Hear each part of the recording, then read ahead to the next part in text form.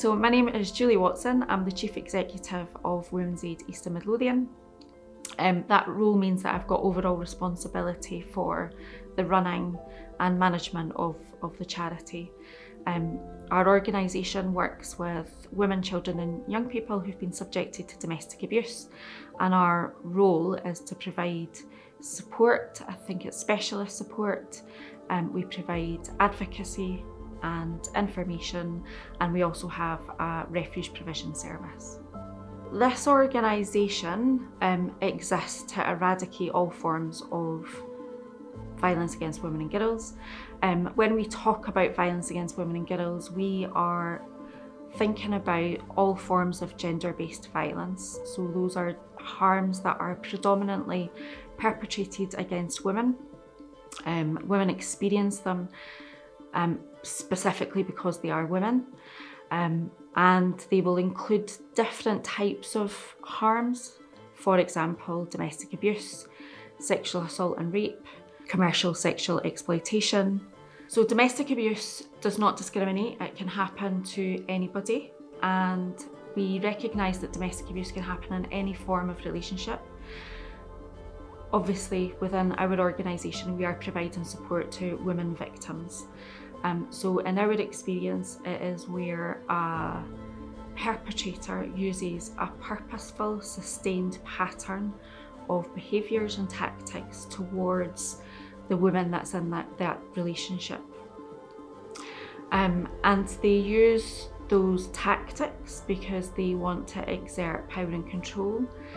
The tactics are designed to perhaps isolate victims, and that can be from support so that they can't escape from the relationship. It can be in terms of isolating from social networks, from friends and family. They will also try to strip away emotional, financial resources. So if I was to kind of explain what domestic abuse felt like and looked like, it's very similar tactics that get used in hostage type taking situations. We quite often refer to domestic abuse as intimate partner violence, intimate terrorism. And if I was to take someone hostage, I would do things like removing your phone, monitoring who you can and can't talk to, controlling what you eat, how you dress, how you behave. I might cause fear and alarm by doing things like stomping around the room, screaming, shouting, causing distress. I might try to humiliate you by calling you names, stripping you, assaulting you, sexually abusing you. These are all types of tactics that get used in domestic abuse situations. They are tried and tested methods of power and control they work to gain control over someone. Within that, this is someone that you have an intimate relationship with. So it's someone that knows you well, they understand your strengths and your vulnerabilities, and they will use that knowledge about you to further that abuse.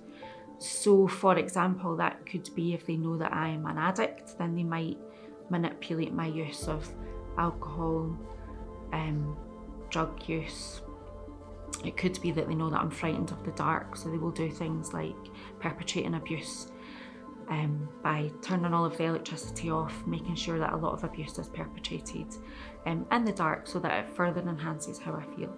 It can also be, though, strength, so it could be as someone who identifies as a feminist, it can be that if my perpetrator was to target any behaviour towards me, it might be about stripping away something that's really important to me, so criticising my belief and my value base and kind of taking that away from me and targeting everything towards and blaming that as a reason for why they are abusing me. Millions of women and girls face many forms of violence throughout their lives, including rape, female genital mutilation, sexual exploitation, and child marriage. Survivors of violence often experience a range of problems, from psychological distress and depression to injury, HIV, and unwanted pregnancies.